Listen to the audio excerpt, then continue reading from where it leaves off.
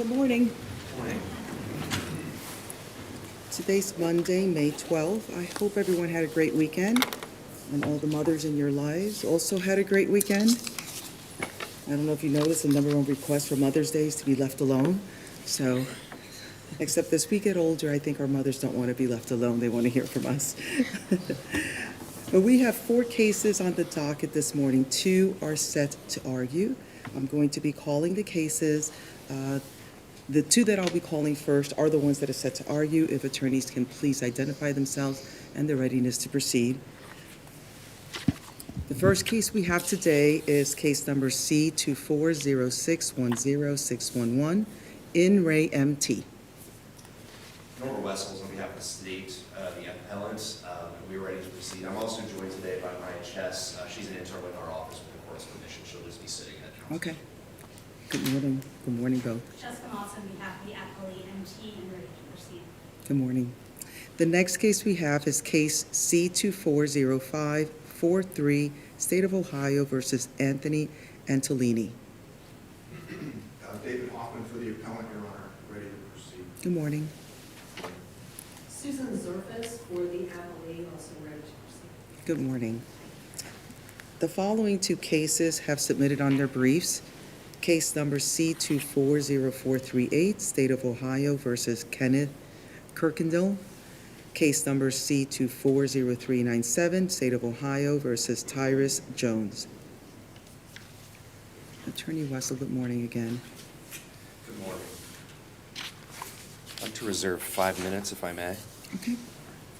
Thank you. May it please the court, opposing counsel. Before I begin, I wanted to first open it up to see if there's any questions immediately from the bench. Not seeing or hearing any. This case, the case of In Re MT, is specifically, as the state sees it, in judicial overstepping of the trial court's authority in dismissing a case solely at the request of the victim in this case, something that the Ohio legislature has deemed that the court expressly does not have the jurisdiction to Now, do. this all began as a Rule 9 request. Correct. I think that that's been accepted throughout all the proceedings. Correct. And it's specifically discussed in the transcripts and so on. So it never was anything but a Rule 9. Would you agree to that? In terms of how the request initially began, yes, that's correct. It began as a Rule 9 request. That Rule 9 was specifically denied by the magistrate before it was brought up to the trial court level. And both at the magistrate and at the trial court level, at least from the state's reading of the case, it seems to be as though the dismissal that the trial court went with was not based on Rule 9, not based on a determination of the best interests of the child, but specifically, as I read the trial court's opinion, sort of a assumption of authority, of some sort of inherent authority under Marcy's law to dismiss it because that is what the victim wanted in this case. Well, I don't know if that's what it was, because the state from the beginning argued best interest. So the state was actually arguing best interest. And when it was a Rule 9 motion, that's correct. As the state would have been required to do is make a determination, and as the magistrate would have been required to do, make a determination as to what is in the child's best interest in order to determine whether or not a Rule 9 was warranted. As we see it, a Rule 9 was not warranted. I think that's backed up by the fact that the Rule 9 request was specifically denied, and the magistrate said, instead of granting it in the best interest of the child, I'm only going to grant it based on the request of the prosecuting witness in this case. Now, you're saying it was specifically denied, yet the entry does not reflect such. Do you agree with that? I'd have to look back at I believe the magistrates does say the Rule 9 was denied. If it doesn't, at the very least, it was stated as much in the transcript. I don't have the magistrate's decision on me specifically, but I do believe that the Rule 9. Well, let's go forward on the assumption that it's not in the entry then, That would be fine. because it's not. Okay. Okay. I would have to look back to confirm. So just the to fact. save you from, If you look in the transcript, I wanted to make sure, but I I think will the still magistrate attend. orally denied I- it. that's, I Yeah, think, it the just case. didn't make it into the written order. I assume that is the correct. So the judge's order references Rule 29, which everybody agrees was a typo, right? That's correct. So the judge meant that MT orally renewed his request to dismiss the complaint pursuant to Rule 9 Correct. in the order. Correct. Okay, so Rule 9 is discussed by the judge. I believe it is discussed, but in terms of the court explaining its decision-making, in terms of why it decided to grant the request to dismiss, again, I would frame it as granting the victim's request as opposed to granting the Rule 9, because there's nothing, as I see it, other than a brief reference to, Rule 29 F2D or Rule 9 in terms of its decision. Essentially as I see it, the court is essentially saying, if we put aside everything in terms of the analysis of the court's ability to dismiss solely at the request of the victim, it's not solely at the request, citing that statutory language, because there is that Rule 9. And I'll be clear for the court, I do think that the court could have granted the Rule 9. If the court had said, it was in the best interest of the child to dismiss this case, we believe, that in order to facilitate or to keep us out of any sort of court contact, that I believe dismissal under Rule 9 is warranted. I do believe that would be Well, within the court's. that's where I'm getting a little hung up on where we are here, because if you think that there was enough below for the court to grant the Rule 9, does the court really have to explain itself? Couldn't the court have just said, Rule 9 granted, and then you can appeal that to us and we determine whether the record supports the Rule 9? How much does the judge have to explain? Well, I'm quoting, and I believe I'm quoting you directly, Judge, when I quote the EK decision, where we're faced with something similar, where here we have a record where the court essentially is, as I see it, overstepping its judicial authority and just kind of resting back on its laurels when it comes to this fact that Rule 9 exists. This court specifically said, where the record is clear that a court gave no consideration to Juvenile Rule 9A, the rule cannot serve as the basis for upholding a juvenile court's dismissal of a complaint on the other grounds. Yeah, but EK, there was no Rule 9 even filed below. I understand that. Right, so that's the big difference, is that Rule 9 wasn't even in the calculus below versus here. And I think the distinction, to answer your question, is not just the presence of literally anything in the record that might possibly establish a Rule 9. I think there has to be a finding by the trial court directed specifically at the best interests of the child or the community, or a finding specifically to that a Rule 9 and the reasons for it are warranted. So the law requires that before a juvenile court judge can grant a Rule 9 motion, the judge has to make a specific finding? I think so. I think there has to be, or at the very least, when it comes to the record in this case, I think it must be clear that that is the reason the court is making its decision. But Because she says Rule 9 in her order. I mean, you're saying that just mentioning Rule 9 in her order is not enough, that she's got to make more findings?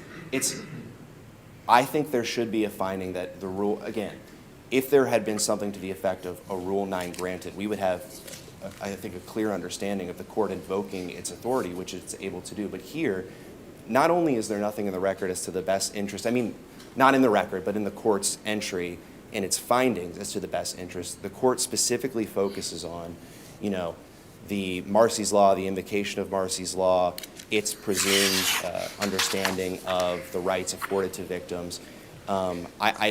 To me, as I see it, it's essentially the court saying, I'm dismissing this at the request of the... But it clearly says that the court cannot, under the statute, the court cannot dismiss a complaint alleging a child to be delinquent solely at the request of the victim and over the objection of the prosecuting attorney. So the court specifically, explicitly said, this is not based just on the request of the victim. I believe that is what the court is saying, but that's not supported by the record at all. I think that for example, the court doesn't even address the fact that, at least orally, the Rule 9 motion was completely denied. I mean, as far as I see it, the oral dismissal of the Rule 9 motion goes directly to that lower trial court's findings of fact, conclusions of law as to what is actually in the best interest of the child. When we're looking at a reason for the court making its decisions, if there is something other than the request of the victim, I don't think it's in the record at all, and I do believe that it has to be. Otherwise, you know, when I read the statute and reference to the solely at the request of, I mean, certainly when it comes to dismissing a criminal complaint, or in this case, a juvenile delinquency action, there has to be something more that we can point to. I mean, if all solely means is that the court can broadly gesture to, well, you know, for example, it's raining outside, and because it's raining outside, you know, that's not, you know, Well, that's I'll not the consider that. situation. I mean, the court goes on to say that MT orally renewed his request to dismiss the complaint. And in the record, there is support for a dismissal. Would you disagree with me on that? No, I would not disagree with you. Okay. I think the reason the state has brought this appeal and the reason for that is, again, if the court had been more clear about its granting of the Rule 9, we wouldn't be here. But as I see the court's opinion, or the trial court's entry, it is essentially adopting for itself some sort of interpretation of Marcy's law that allows it to request or allows it to dismiss a case at the request of the victim. I'm not saying that the victim's desire for something to be dismiss isn't relevant to a Rule 9. I do think that it is. But here, upon our review of the record, especially when you look at the court's findings and its entry, it seems as though the only thing supporting its decision is the request of the victims. If the court finds that to be true, that the only thing supporting the dismissal is the victim's simple request to do so over the prosecutor's objection, I think that's a clear overstepping of the judicial authority that was granted to the trial court by statute. If the court believes, and I don't think the record supports this, but if this court were to find that there had been a Rule 9 that was granted, then certainly I think that the dismissal could stand. But that's not, I don't think, what's I found want to in the make sure I court's understand entry. where you're coming from, because the sole basis of your argument, as I understand it, is the basis of the dismissal. The basis meaning the rationale behind it, but you also agree that everything was ultimately rooted in Rule 9, whether it was granted or dismissed by the magistrate, regardless of that all we have in front of us began as a Rule 9 and ended as a Rule 9. I don't want to misstate what you're saying. I think that would be correct. I mean, Okay. realistically, in terms of, I do not read the record to mean, I believe it started as a Rule 9. I don't think it ended as a Rule 9. I think maybe that's the issue that the state So how do you has. think it ended? As a Marcy's law, is that what you're saying? Yeah, I mean, I think the court's sole analysis. But you don't think it ended as a 29? You think that that's more of a Scrivener's No, and I error? think Rule, and I agree with the, I think the appellant and the appellee agree that Rule 29F2D was probably just a Scrivener's error and oversight. I think ultimately what the court meant to say is that there was reference to the Rule 9 motion. So what do we do with the court's statement in the entry that it reviewed the magistrate's decision and it found it to be proper under the law and the facts of the case? I mean, I think that goes to our ultimate decision about are you referring to? In the entry, and I'm only referring because your argument is really rooted in the entry for the most part. Although you're talking about the transcript as far as the magistrate is concerned, but at no point was the entry requested to be modified. The state never went back and said, hey, this entry needs to be modified because the transcript reflects that the Rule 9 was dismissed, but the entry doesn't reflect such. Yeah, well, and it was kind of a peculiar thing that happened in the procedure where we filed an objection, and then within the time frame where we would normally have to request a transcript or something like that, before there was no oral argument set by the court and there was no transcript. Essentially, before we got to the point where we would normally request a transcript in line with the court's briefing procedure, the court had already made its decision. It didn't wait for response by the juvenile or anything like that. So that was why there was an anomaly there, because the court had relied on the, what do you call it, the tape, yeah. I mean, presuming, Recording. we presume based on what the court put in its entry that that's what happened, that it reviewed as it would have been required to do, reviewed the transcript of the audio-visual recording of the hearing. But generally, the way that the juvenile rules are sort of anticipate things undertaking is, we file an objection, there's a procedure for us to request transcript. As I understand the law, the findings of fact are generally not adopted if there's an objection to a findings of fact and there's no transcript. But that's, as you've heard me say, we're not really objecting to, we have no problem with the facts as they were laid out to the magistrate. It just sort of, our issue is with the legal path and the procedure that the court took in order to reach its decision. Could I'm we, going to reserve the time, but go ahead Yeah. and, of Okay. course, respond. I was just wondering, because you seem to suggest that there was enough below for Rule 9 to be granted. Is there a way for us to be able to say that the juvenile court was right to dismiss for the wrong reasons? And that the reason was what was asked was the Rule 9? I mean, is that, because I'm trying to figure out practically where we're going to end up here. If you get a remand back and you say there was enough to dismiss under Rule 9, isn't the court just going to dismiss under Rule 9? I mean, that might be what the court would do, but I think especially for something like that, this court needs to make clear, That you can't dismiss just because of the victim? Yeah, correct. The procedures to do so. I think given this record, I think it puts judges in a peculiar state where, like I referred to it earlier, as resting on your laurels in terms of, just kicking your feet back up and saying, look, Rule 9 exists, I can do whatever I want. But I think what's important here is that the statutes and the rules of the court are followed. I think that's the holding in the EK case and also the In re Arnett case, where there has to be that findings of fact. I do think that this court could send it back with instructions to, even to make more clear about why it was granting. I do not feel on this record that there's enough to find that the Rule 9 is what was granted. I think everything cuts against that. But I guess in terms of... No, I know you're saying that, but do you think there's enough in the record that the Rule 9 could have been granted?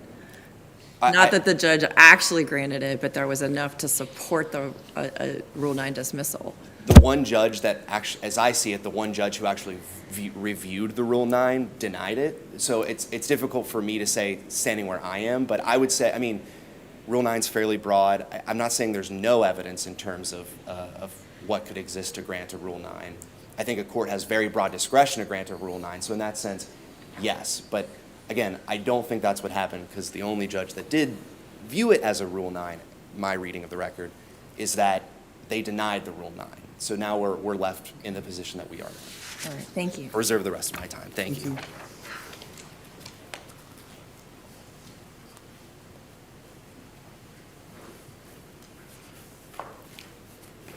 Good morning, Your Honors. Good morning. Opposing counsel, may it please the court.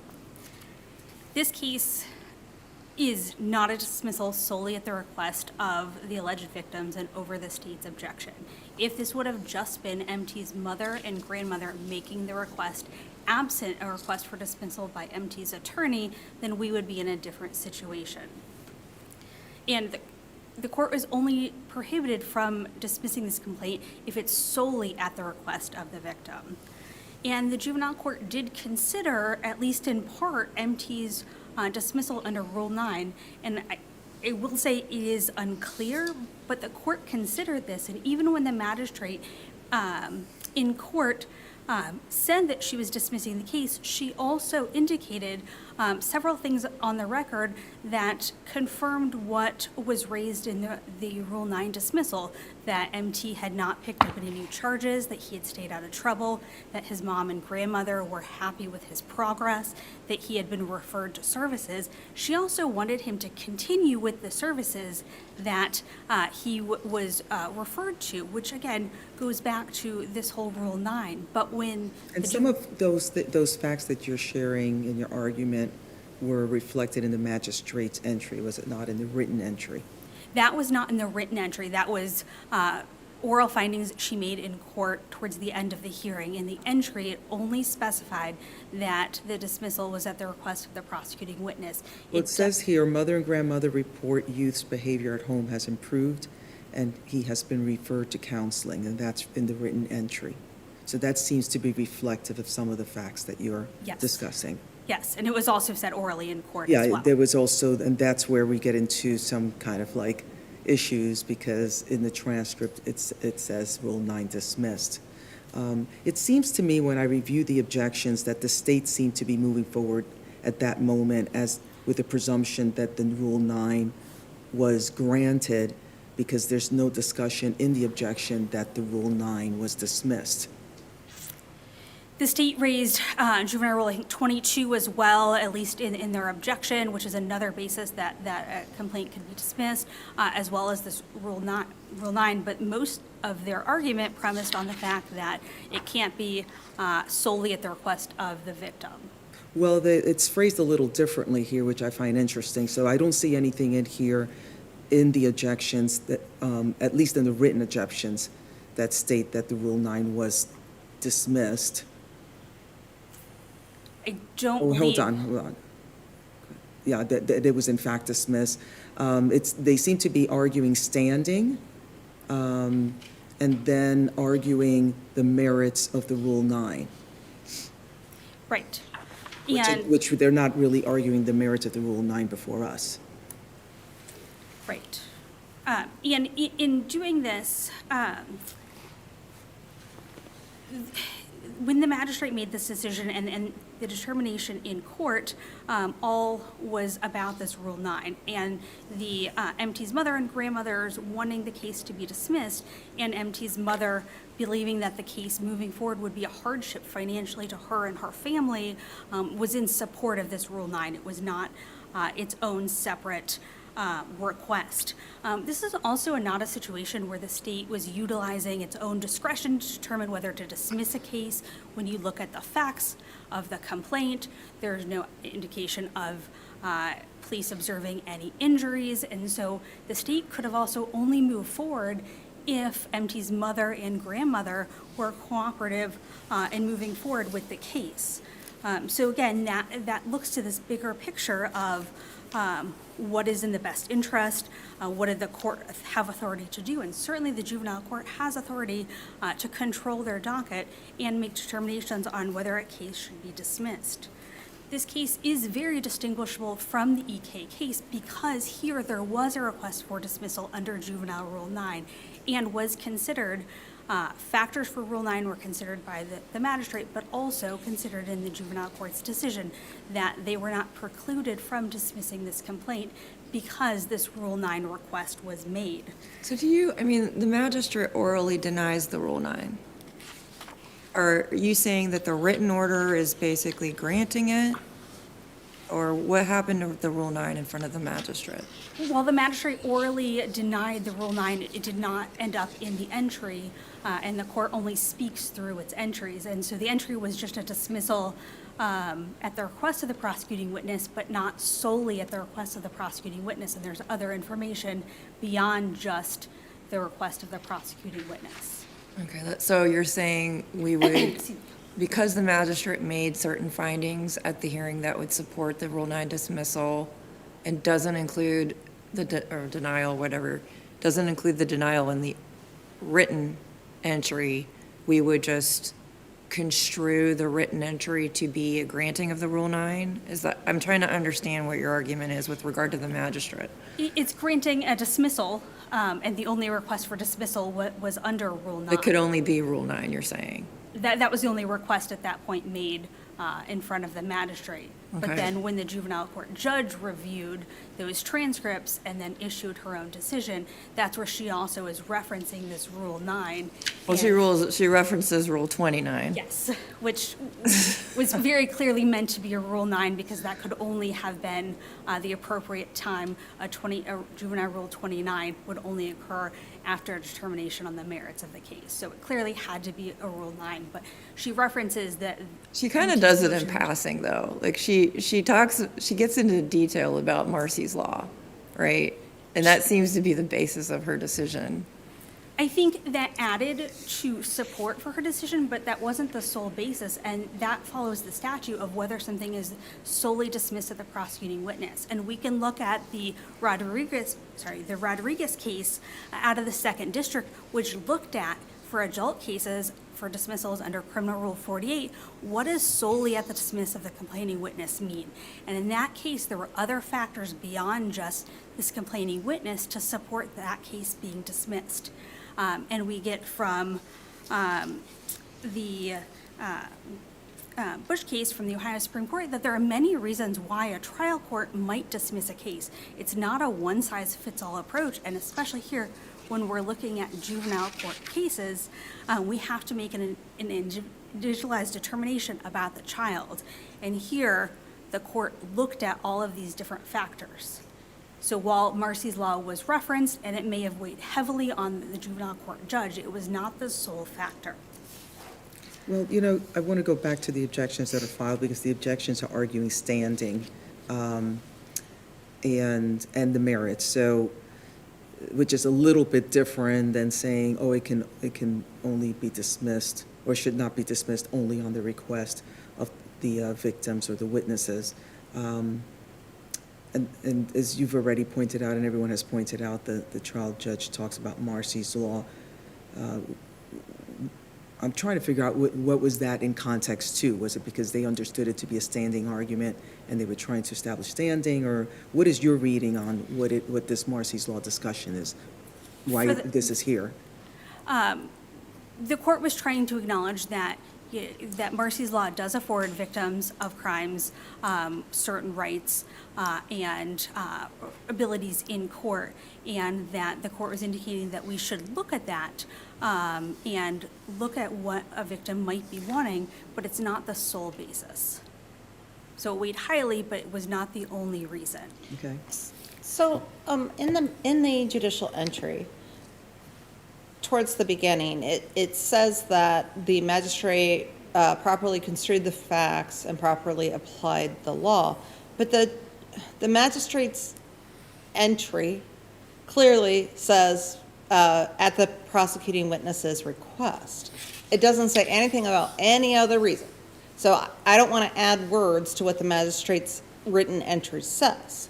So it seems like it's pretty clear that the magistrate's decision was solely at the prosecuting witness's request.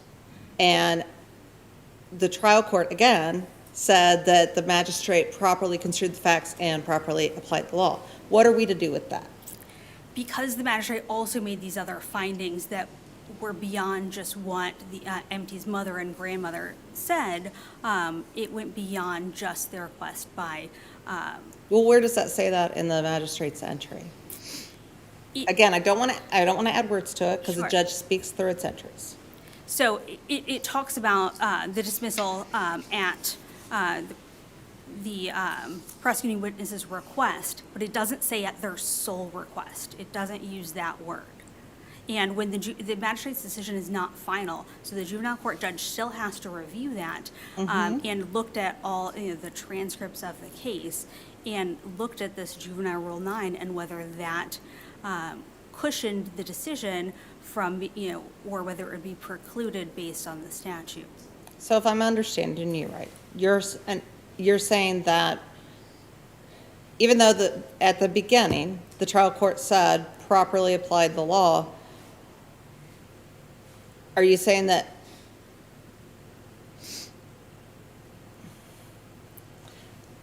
because again, it seems pretty clear to me that the magistrate was basing it solely at the prosecuting witness's request.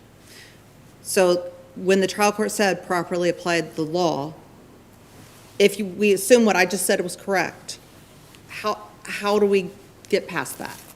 Properly applying the law and that the case should be dismissed. MT's in a situation where, because the case was dismissed, MT would not have filed an objection to the juvenile court judge about the magistrate's decision, and talking about the Rule 9, it was a dismissal. So it was only the state that filed the objection. I understand that, but it was actually in more than one place that the trial court said that the magistrate was correct. the magistrate properly applied the law, and later it says the magistrate was correct. And I think, if I remember correctly, the part where the court gets into the discussion about Marcy's Law is when the court says the magistrate was correct. And then it mentions the Rule 9 request. And I don't know that the juvenile court judge needed to mention Rule 9 before talking about the additional Marcy's Law factors, but the juvenile court judge did consider the Rule 9. So that was clearly part of that determination. And when we look at, I know that the Arnett case out of the 3rd District was a Juvenile Rule 29 case. In that case, there was no factor similar to the EK case, specifically about what would be in that child's best interest. And here, there were those factors put on the record, was considered by the juvenile court judge. Does the judge have to make specific findings in order to grant a Rule 9? No. So you think it would be proper for a trial judge, as long as the record supports the Rule 9, the trial judge could just say granted and Yes. doesn't have to make any specific findings of best interest or anything? Yes, when you look at Juvenile Rule 9 and even Juvenile Rule 22A compared to Criminal Rule 48, Criminal Rule 48 specifically requires the trial court judge to make findings on the record. Neither of those statutes, or neither of those rules for the juvenile court rules require written findings. Now, had the state wanted findings of fact by the magistrate, the state could have filed a request for findings of fact and conclusions of law. The state didn't do that. They had just filed the objection. So the way that we would review a Rule 9 grant is if the judge just says Rule 9 granted, and we would just then have to dive into the record to see if it supported the granting of the Rule 9. Yes, then that would be an abuse of discretion determination. Okay. If you want to wrap up. Yep, if there are no other questions, then I would ask that this court affirm the juvenile court's decision dismissing the complaints. Thank you. Thank you. Thank you. May it please the court once again. There's been some discussion about the court speaking through its entries, and there's been some back and forth about the state's position. So I want to read from the trial court's entry and be clear about what we're not contesting. Okay. It says the court was not barred from dismissing the complaint in this matter by RC 2930.06A4. I would tend to agree that, if there had been a proper Rule 9 motion that was gone through, that statute making reference to being solely done at the victim's request does not bar the court from dismissing it pursuant to Rule 9. I would agree with that. That comes after what Judge Bach, what I believe you were referencing, which is, to me, the court's analysis and its authority and the real reason that it dismissed the case, which was, again, making reference to the magistrate's decision. The court says, this court believes it to be in accordance with the spirits of Marcy's Law to heed the victim's wishes in this case and to dismiss the matter without prejudice if the victims do not want to proceed with the charges. That is what the state disagrees with. The court does, in terms of whether the court believes it was in accordance with the spirit of Marcy's Law, it is not in accordance with the letter of the law that it is required to follow. The court goes on to say, the court believes this to be consistent with the rights and protections afforded to the victims of crime by the Ohio Constitution and the Ohio Revised Code. It is in the interest of justice and in upholding the rights of the victim and the defendant that the court believes that the magistrate was correct. The state's position is that the magistrate was not correct. The trial court was not correct. The court does not have the ability, either assumed or through the Ohio Revised Code, to grant a request for a dismissal at the sole request of the victim. And pursuant to the record as we see it, that is all that happened here. Again, if the court had included on the record facts or findings, or if it didn't just treat Rule 9 as I see it as a passing afterthought, maybe we would be in a different position. But we have the record that we're stuck with here.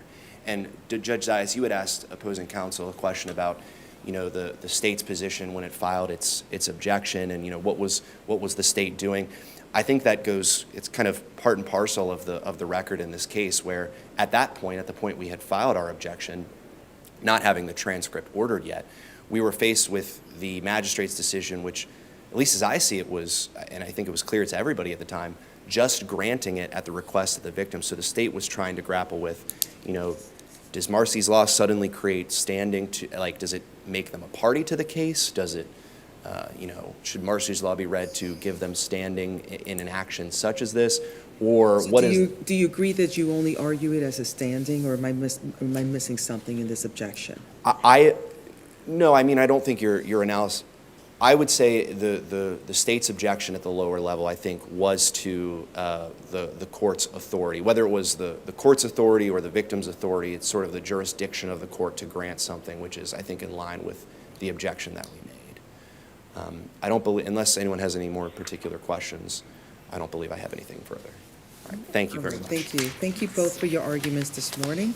We'll take the matter under submission and issue a timely decision.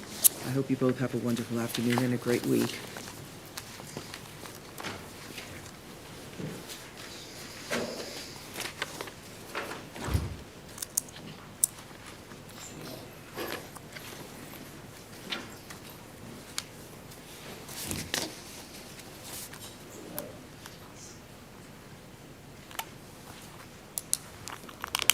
Good morning. Good morning, Your Honor. This is State of Ohio versus Anthony Antolini. Correct.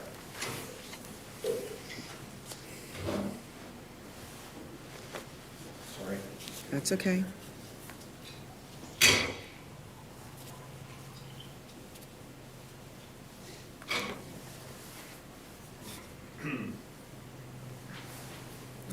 Good morning, Attorney Hoffman. Would you like to reserve time? 5 minutes for rebuttal, Okay. Your Honor. Thank you. You can start whenever you're ready. Okay, thanks. May it please the court, Ms. Surface, I'd like to confine my remarks to the claim regarding the instruction, jury instruction. And it was a plain error for the jury to convict Mr. Antolini of aggravated menacing after it was given a definition of physical harm and not serious physical harm. I'm relying on State versus Wolford, and in that case had very similar facts. The defendant in that case fired 3 warning shots with a handgun and ended up being charged with aggravated menacing. And in that case, the jury was given an instruction of only physical harm and not serious physical harm. And the Third District held that was plain error because physical harm obviously involves proof of a less serious harm, and it lowered the prosecution's standard of proof. And so serious physical harm requires significantly more serious injury, and the wrong standard constituted plain error, simply enough. And in this case, similarly, the jury was only given one definition to use for domestic violence and aggravated menacing, and that instruction was just physical harm. And there was a conviction for aggravated menacing, and it needs to be reversed, and then my client needs to have a new trial. Mr. Hoffman, in the Wolford case, was it a plain error review? Yes, it was. Okay, thank you. It seems like you're arguing that every time a court instructs on physical harm rather than serious physical harm, there's an automatic reversal. Is that what you're basically are? Because I think it's pretty true. If Okay. if the jury is considering a charge that requires proof of serious physical harm, and they're only given a definition of physical harm, I think that there would be error. Because in looking at the plain error, we have to look at whether there was a manifest miscarriage of justice and whether the proceedings, the outcome would have been different but for the error, right? Mm-hmm. And in this case, I can't remember, you can help me with the Wolford case about like what else there was involved in Wolford, but here we have a situation where the judge does tell the jury that it had to find serious physical harm. Right. He doesn't define it, but he tells them this, right? Mm-hmm. And then the state in the closing argument actually highlighted the difference of the burden of proof, and it said that the major difference here is in the serious physical harm as opposed to physical harm. And so the state actually, in closing, differentiates between the two. So I'm just wondering, with those added facts, if that would somehow affect your plain error argument. Well, I don't think so, and here's why. Okay. With plain error, it's a three-part test. You have to have a mistake, it has to be an obvious mistake, and then it has to control the outcome. Right. And So it was a mistake. we got that. We got that. It's kind of obvious. I found it, so it must Yeah. be obvious. Yeah. And as far as the outcome determination, when it's a jury instruction, jurors are presumed to follow their instructions. I mean, they're told that the closing arguments are not evidence, and they're instructed throughout the trial to follow the instructions they're given by the judge. And Wolford is the only case I found where you actually had the incorrect instruction. A lot of cases have an omission of instruction. And in that case, you would look at the facts. You'd look at whether it could be proven anyway. You'd look at whether it was a dispute. If it was an element that nobody even cared about, then it wouldn't be outcome. But that's when there's an omission of an instruction or definition. In this case, you actually have a misleading, incorrect instruction. Well, you think have that- the judge tell them that they have to find serious physical harm. He just doesn't define it, right? Well, He only defines physical harm, yes, but that's what they've got. That's all they've got. right? But So he's, that's why I'm thinking it's misleading. well, in Wolford, did the judge tell the jury that they had to find serious physical harm, or did he let them believe that they only had to find physical harm? I think there were two mistakes in that case. There was the wrong definition, and then there was a definition of cause. And I think in that case, the judge instructed the jury that the cause was, he used physical harm in that. And so, yeah, that's a difference there. But, I mean, you had other mistakes in this case, too, where physical harm was, where the reasonable belief of the jury, if you want to look in the context of the trial and the instructions as a whole in this case, when they were instructed to look at the conduct of the defendant, they were told to look for physical harm and not serious physical harm, too. So there was a interchange of physical harm and serious physical harm with the definitions. And the injury here was the fear of the prosecuting witness from being shot, right? Correct. Which necessarily would imply serious physical harm, right? Generally speaking, yeah. Okay. So, yeah, but again, whether it would have been proven anyway as a consideration, like in my opponent cites State versus Adams, a Supreme Court case. They look at that. But Adams was an omission of a definition of recklessness. In this case, you have the wrong definition, and so I hate to keep harping on that, but I think it's a big difference. Well, wait, but wasn't there physical harm and serious physical harm involved in this case? Yes, initially there were two charges. That domestic violence called for physical harm, a threat of Okay. imminent threat of physical harm, and then the conviction was based upon serious physical So harm. so Threat of physical harm was defined as it should have been, Correct. and then, so it wasn't a wrong definition, there was just an omission of the serious physical harm definition. No, it was wrong because you can presume that they used that to consider when they convicted him of aggravated menacing, and that was the definition they were given. Under aggravated menacing. Yeah, what they did was they gave both offenses at the same time, and then they listed Then the all definitions. Yeah. Okay, so And the so they had to definitions guess. weren't given with each offense. The Okay. definitions were not segregated between the offenses. Well, that's why it seems more like an omission. No, I would think it would be better. I mean, it would be up to them to pick and choose which definition applies to which offense. A lot of them have common definitions, but when you give both offenses and then list all the definitions without telling them which definition applies to which offense, I think that it's a wrong definition. It's not the omission of a definition. But when the trial court was giving those instructions and stated the offense, did the trial court state the elements at that point? Yeah, he read the statutory offense. He read both statutory offenses. So it did say serious physical Yeah, harm. yeah, he told him serious physical harm. Okay, so that, but then later, when giving definitions, the trial court omitted the serious physical harm. That's correct. So it doesn't seem like the trial court said you need to find physical harm for the offense of aggravated menacing. Not explicitly, no. Okay, and again, when reading the offense, the trial court said the statutory definition of that offense, which includes serious physical harm. So it seems to me like it's more of an omission than a misstatement. I can understand that, yeah.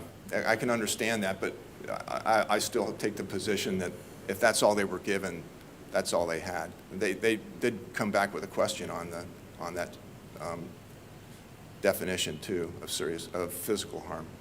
What was the question? The definition of physical harm involves physiological impairment, I think, and they wanted to know what that meant. And there was no sub-definition of that, so they just were, told to do their What does that best. mean? Yeah. So if there are no further questions, I'd ask that the court reverse and remand for a new trial. Thank you. Thank you.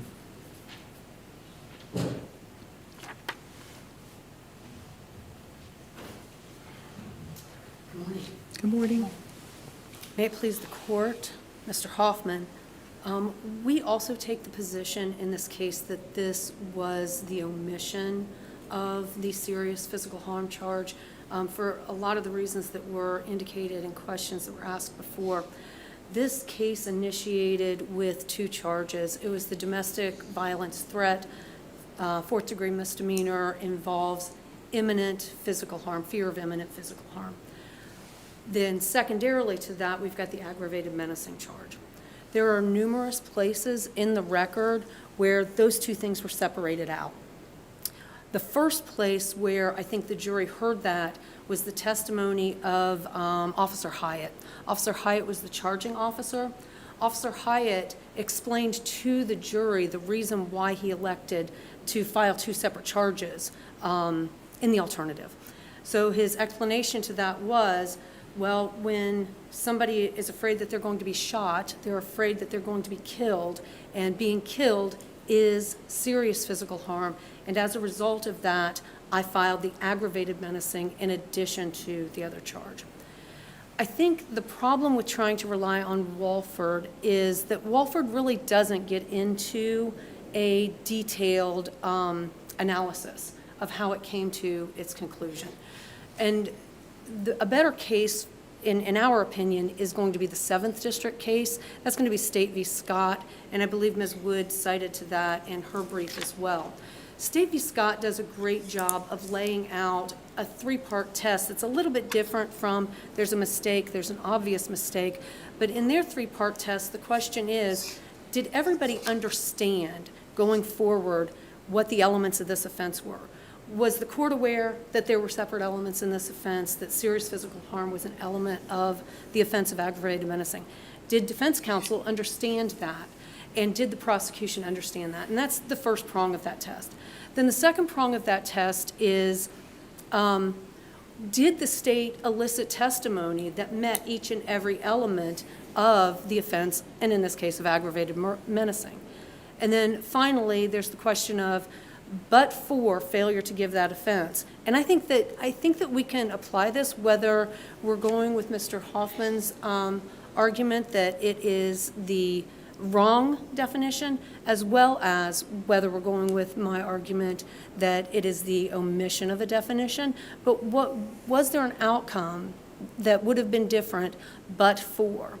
And I think we don't see, and Walford doesn't get into that either. Walford really doesn't do a but for test in this, but we do see that in Scott. And in Scott, it was completely attenuated compared to the facts of our underlying case. In Scott, this was 2 sisters who were arguing, and one sister goes to the police and says, I'm going to buy a gun and I'm going to take care of business.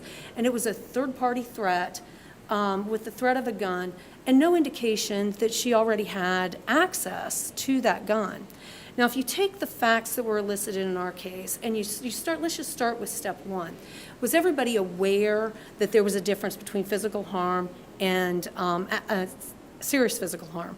And in fact, the record's replete with that. It's replete with those conversations. And starting on day 2 of the transcript, the first couple of pages of that are defense counsel having discussions with the court and engaged in discussions with the prosecutor about the definition of serious physical harm. At one point, there's some indication that she's providing some definitions and jury instructions to the court. At another point, she has a co-counsel stepping in to provide some additional instructions. She was actively involved in the act of providing those instructions and describing them. And she, on at least 2 separate occasions, says, well, we're talking about serious physical harm because it's the aggravated menacing. And that's in the record. We can assume from the record that defense counsel was aware that serious physical harm was a separate definition for a separate charge. So they were trying to get that into the jury instructions, and then somehow it just didn't end up in there. Somehow it didn't make it into the jury instructions. Okay. As best I can tell from the colloquy that was happening was maybe the jury instruction they were using originally originated as an assault instruction, and they were just doing some copy-paste and trying to put the rest of those instructions in there. The next thing is whether the court was aware. Well, the court was aware. The court instructs the jury on the elements of aggravated menacing not once but twice. She stops herself and then she goes back and she repeats that instruction.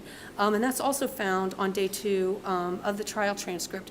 She reads off the entire complaint indicating serious physical harm for the aggravated menacing charge, and then she stops herself.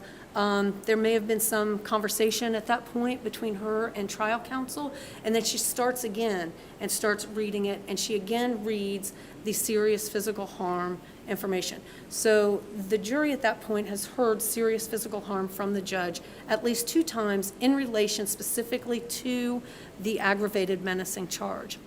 In addition to that, we have the prosecutor who, in closing argument, and I believe you pointed this out, in closing argument specifically says, the difference between these 2 charges is that for one, you have to find physical harm that was imminent, a fear of imminent physical harm, and in the other one, you have to find that she believed that there might be serious physical harm, and she also discusses, again, the gunshot, the being killed, the fear, the availability in her immediate presence within 8 feet of her during that last set of threats to the victim, that there were at least 3 guns within that vicinity.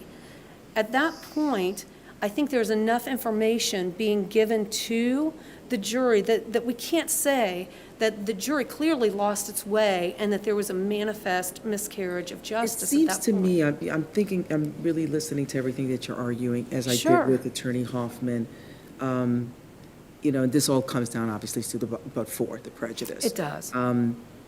And it seems to me that but for will play out differently depending on what is the evidence that's being weighed and whether there's a weighing of evidence. In other words, a case in which you have like a he said, she said, and then you have the wrong jury, you know, the instructions are tainted by defining rather than serious physical harm or something like that, you know, but if there's a weighing, but I don't know if there's any weighing here other than the credibility of the witness.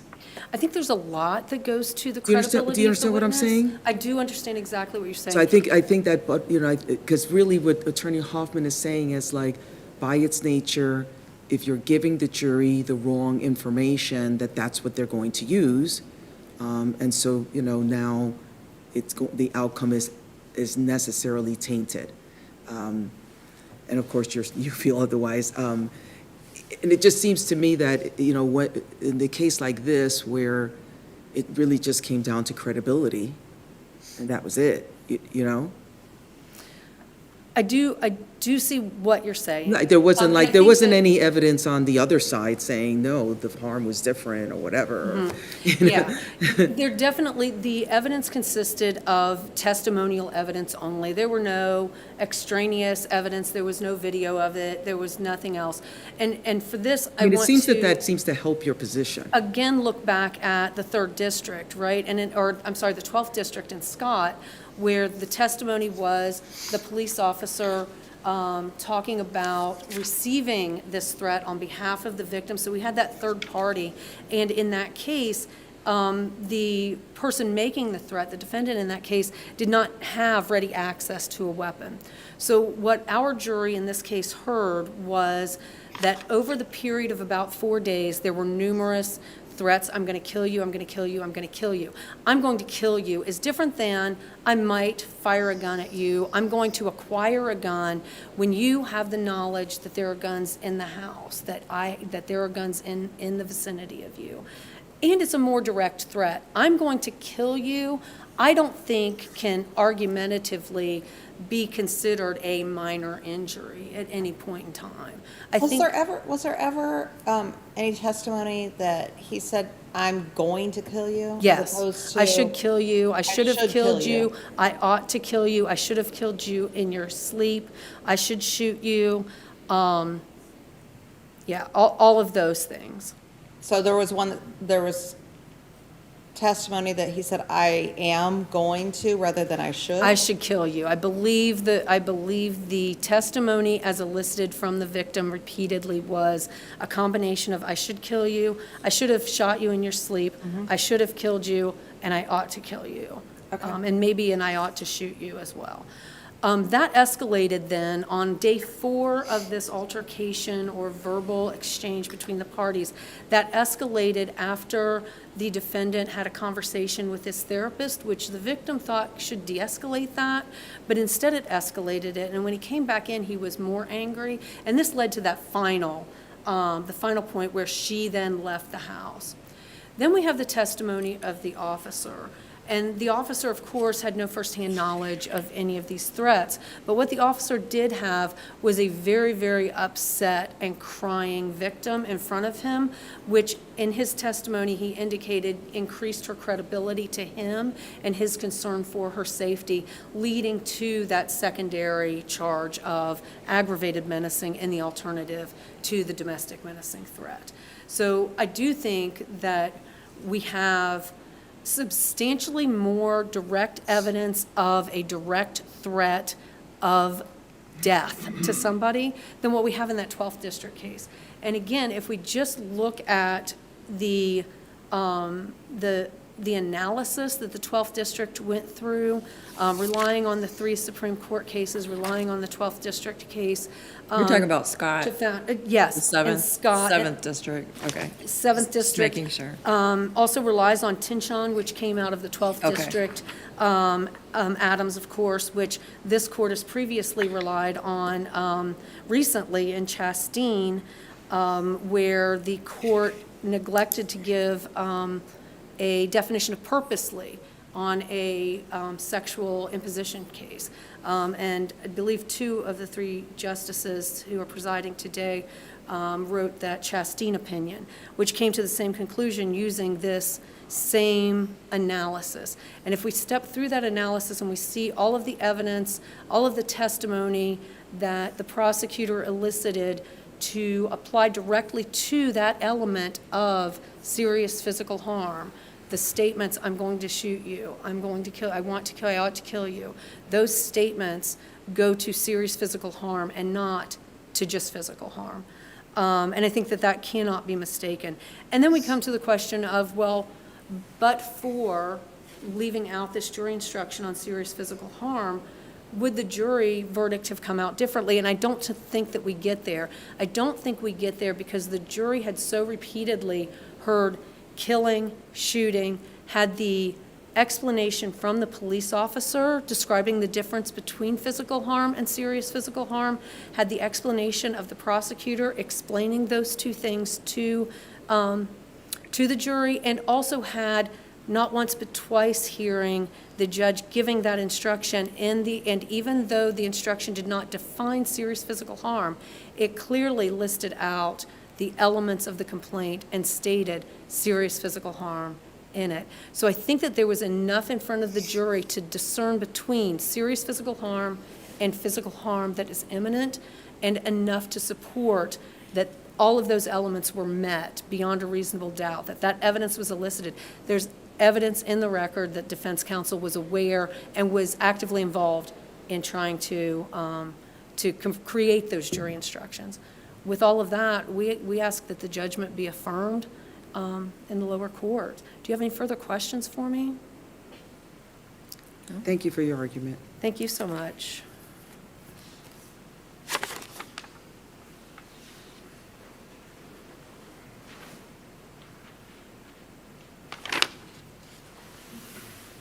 I believe this, I had trouble understanding the Scott case, but as near as I could tell, I think that would be a situation where there was a complete omission of whatever it was they were trying to define, and I think it had to do with the third-party threat type of thing with aggravated menacing. When it comes to trying to discern the influence on a jury that the evidence had, I think it becomes conjecture, and I think that's why courts rely upon a presumption that jurors follow the instructions. And because, and I believe that even if you consider this an omission situation, the presence of the physical harm instruction was misleading. And when you have something misleading, then you can follow this presumption that the jurors follow the court's instruction and therefore had or used the wrong standard. And so for that reason, we'd ask that the court would reverse. So in essence, you're asking us to just find that it's presumptively prejudicial to provide a wrong jury instruction.